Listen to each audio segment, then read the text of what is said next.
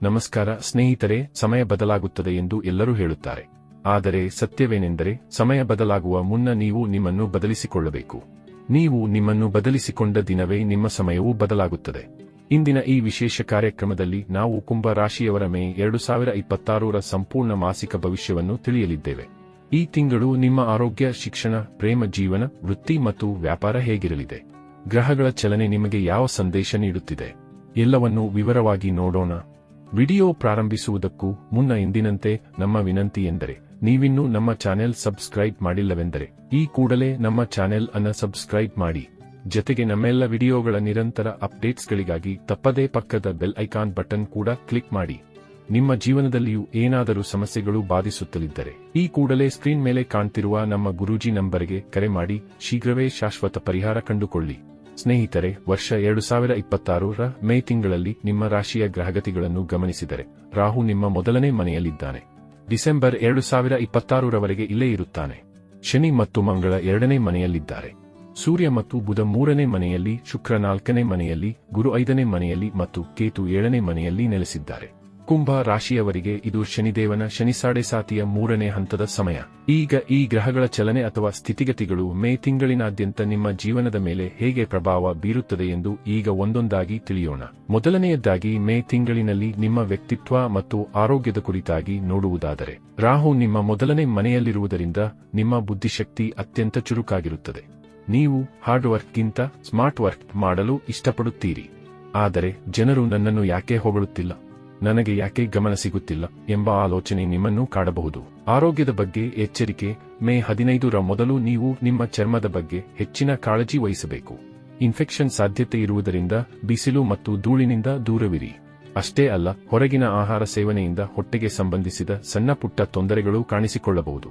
ಆದ್ದರಿಂದ ತಿನ್ನುವ ಮತ್ತು ಕುಡಿಯುವ ಅಭ್ಯಾಸದ ಮೇಲೆ ನಿಯಂತ್ರಣವಿರಲಿ. ಇನ್ನು ವಿದ್ಯಾರ್ಥಿಗಳಿಗೆ ಈ ತಿಂಗಳು ಮಿಶ್ರಫಲ ನೀಡಲಿದೆ. 5ನೇ ಮನೆಯಲ್ಲಿ ಗುರುವಿನ ಉಪಸ್ಥಿತಿಯು ನಿಮಗೆ ಅಪಾರ ಜ್ಞಾನ ಮತ್ತು ಆಶೀರ್ವಾದವನ್ನು ನೀಡುತ್ತದೆ. ಆದರೆ ಎಚ್ಚರಿಕೆ, ರಾಹು ಮತ್ತು ಮಂಗಳನ ದೃಷ್ಟಿ 5ನೇ ಮನೆಯ ಮೇಲಿರುವುದರಿಂದ ನಿಮ್ಮಲ್ಲಿ ಅತಿಯಾದ ಆತ್ಮವಿಶ್ವಾಸ ಮೂಡಬಹುದು. ನಾನು ಎಲ್ಲವನ್ನೂ ಒಂದೇ ದಿನದಲ್ಲಿ ಓದಿ ಮುಗಿಸುತ್ತೇನೆ, ನಾನೇ ಬುದ್ಧಿವಂತೆ ಎಂಬ ಹಠ ಬೇಡ. ವಿದ್ಯಾಭ್ಯಾಸದಲ್ಲಿ ಯಶಸ್ಸು ಬೇಕೆಂದರೆ ನೀವು ವಿನಯಶೀಲರಾಗಿರಬೇಕು. ಹೊಸ ಕೋರ್ಸ್ ಅಥವಾ ಕೋಚಿಂಗ್ ಸೇರಲು ಇದು ಉತ್ತಮ ಸಮಯ. ಇನ್ನು ಕುಂಭ ರಾಶಿಯ ಪ್ರೇಮಿಗಳೇ, ನಿಮ್ಮ ಮನಸ್ಸಿನಲ್ಲಿ ನಿಮ್ಮ ಸಂಗಾತಿಯ ಬಗ್ಗೆ ಸಣ್ಣ ಅನುಮಾನಗಳು ಮೂಡಬಹುದು. ರಾಹು ನಿಮ್ಮನ್ನು ಶಂಕಿಸುವಂತೆ ಮಾಡುತ್ತಾನೆ. 2ನೇ ಮನೆಯಲ್ಲಿ ಶನಿ ಮತ್ತು ಮಂಗಳ ಇರುವುದರಿಂದ ನಿಮ್ಮ ಮಾತು ಕಠೋರವಾಗಿರಬಹುದು. ಏನೋ ಹೇಳಲು ಹೋಗಿ ಇನ್ನೇನೋ ಆಗಬಹುದು. ಇದರಿಂದ ಸಂಬಂಧದಲ್ಲಿ ಬಿರುಕು ಮೂಡುವ ಸಾಧ್ಯತೆ ಇದೆ. ಮತ್ತೊಂದೆಡೆ, ವೈವಾಹಿಕ ಜೀವನದಲ್ಲಿ ಕೇತು 7ನೇ ಮನೆಯಲ್ಲಿದ್ದಾನೆ. ಇದು ಸಂಗಾತಿಯ ನಡುವೆ ಒಂದು ರೀತಿಯ ಅಂತರವನ್ನು ತರಬಹುದು. ಸಂಗಾತಿ ಎಷ್ಟೇ ಚೆನ್ನಾಗಿ ಅಡುಗೆ ಮಾಡಿದರೂ ಅಥವಾ ಕೆಲಸ ಮಾಡಿದರೂ ಅದರಲ್ಲಿ ತಪ್ಪು ಹುಡುಕುವ ಅಭ್ಯಾಸ ನಿಮಗಾಗಬಹುದು.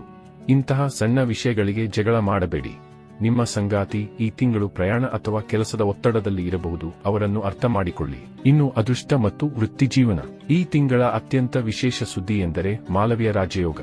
ಹೌದು, ಮೇ 14ರವರೆಗೆ ನಿಮ್ಮ ಭಾಗ್ಯಾಧಿಪತಿ ಶುಕ್ರ ಉತ್ತಮ ಸ್ಥಿತಿಯಲ್ಲಿದ್ದಾನೆ. ನೀವು ಯಾವುದೇ ದೊಡ್ಡ ಕೆಲಸಗಳನ್ನು ಮಾಡಬೇಕಿದ್ದರೆ, ಅಂದರೆ ಆಸ್ತಿ ಖರೀದಿ, ಬಂಗಾರ ಹೂಡಿಕೆ ಅಥವಾ ಮ್ಯೂಚುವಲ್ ಫಂಡ್ ಹೂಡಿಕೆ, ಅದನ್ನು ಮೇ 14ರ ಒಳಗೆ ಮಾಡಿ ಮುಗಿಸಿ. ಇದು ಅತ್ಯಂತ ಶುಭ ಸಮಯ. ವೃತ್ತಿಜೀವನದ ಬಗ್ಗೆ ಹೇಳುವುದಾದರೆ, ಮೇ 11ರ ನಂತರ ಮಂಗಳ ತನ್ನ ಸ್ವಂತ ರಾಶಿಯಾದ ಮೇಷಕ್ಕೆ, ಅಂದರೆ ನಿಮ್ಮ 3ನೇ ಮನೆಗೆ ಪ್ರವೇಶಿಸುತ್ತಾನೆ.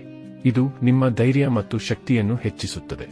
ಉದ್ಯೋಗದಲ್ಲಿ ಹೊಸ ಅವಕಾಶಗಳು ಸಿಗುವ ಸಾಧ್ಯತೆ ಇದೆ. ಆದರೆ ಮೇ 11ರ ಮೊದಲು ಕೆಲಸದ ಸ್ಥಳದಲ್ಲಿ ಯಾರೊಂದಿಗೂ ವಾದಕ್ಕಿಳಿಯಬೇಡಿ. ನಿಮ್ಮ ಮಾತಿನ ಮೇಲೆ ಹಿಡಿತವಿರಲಿ. ವ್ಯಾಪಾರ ಮತ್ತು ವ್ಯವಹಾರ. ವ್ಯಾಪಾರಸ್ಥರಿಗೆ ಮೇ ತಿಂಗಳ ಮಧ್ಯಭಾಗದ ನಂತರ ಅದ್ಭುತ ಸಮಯ ಶುರುವಾಗಲಿದೆ. ಗ್ರಹಗಳ ಸ್ಥಿತಿಯು ನಿಮಗೆ ವ್ಯಾಪಾರದಲ್ಲಿ ಸುಖ ಮತ್ತು ಲಾಭವನ್ನು ತಂದುಕೊಡಲಿದೆ. ಸೂರ್ಯನ ಬಲ ಇರುವುದರಿಂದ ಸರ್ಕಾರಿ ಕೆಲಸಗಳು ಅಥವಾ ದೊಡ್ಡ ಕಾಂಟ್ರಾಕ್ಟ್ಗಳು ನಿಮಗೆ ಸಿಗುವ ಸಾಧ್ಯತೆ ಇದೆ. ಸ್ನೇಹಿತರೆ, ಕೊನೆಯದಾಗಿ ಇಲ್ಲಿ ಮೇ ತಿಂಗಳು ನೀವು ಮಾಡಿಕೊಳ್ಳಬೇಕಾದ ವಿಶೇಷ ಪರಿಹಾರೋಪಾಯಗಳ ಕುರಿತಾಗಿ ನೋಡೋಣ. ನಿಮ್ಮ ಜೀವನದ ಸಮಸ್ಯೆಗಳನ್ನು ಕಡಿಮೆ ಮಾಡಲು ಈ ಮುಂದೆ ಹೇಳಿರುವ ಪರಿಹಾರಗಳನ್ನು ಅನುಸರಿಸಿ. ಶನಿ ಬೀಜ ಮಂತ್ರ. ಓಂ ಪ್ರಾಂ ಪ್ರೀಂ ಪ್ರೌಂ ಸಾ ಶನೈಶ್ಚರಾಯ ನಮಃ ಪ್ರತಿದಿನ 108 ಬಾರಿ ಜಪಿಸಿ. ಬುಧ ಬೀಜ ಮಂತ್ರ. ಓಂ ಬ್ರಾಂ ಬ್ರೀಂ ಬ್ರೌಂ ಸಾ ಬುಧಾಯ ನಮಃ. ನಿಮ್ಮ ಶಿಕ್ಷಣ ಮತ್ತು ಪ್ರೇಮ ಜೀವನ ಸುಧಾರಿಸಲು ಇದನ್ನು ಜಪಿಸಿ. ಗಣೇಶನ ಸೇವೆ. ಪ್ರತಿ ಬುಧವಾರ ಗಣೇಶನಿಗೆ ಗರಿಕೆ ಅರ್ಪಿಸಿ ಅಥವಾ ಲಾಡು ನೈವೇದ್ಯ ಮಾಡಿ. ಗೋ ಸೇವೆ. ಹಸುವಿಗೆ ಆಹಾರ ನೀಡುವುದು ನಿಮಗೆ ಅತ್ಯಂತ ಶುಭ ಫಲವನ್ನು ನೀಡುತ್ತದೆ. ಸ್ನೇಹಿತರೆ, ಇದಾಗಿತ್ತು ವರ್ಷ 2026ರ ಮೇ ತಿಂಗಳಿನ ಮಾಸಿಕ ರಾಶಿ ಭವಿಷ್ಯದ ಸಂಪೂರ್ಣ ಮಾಹಿತಿ.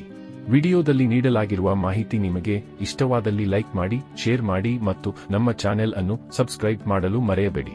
ಮುಂದಿನ ತಿಂಗಳ ಭವಿಷ್ಯದೊಂದಿಗೆ ಮತ್ತೆ ಭೇಟಿಯಾಗೋಣ.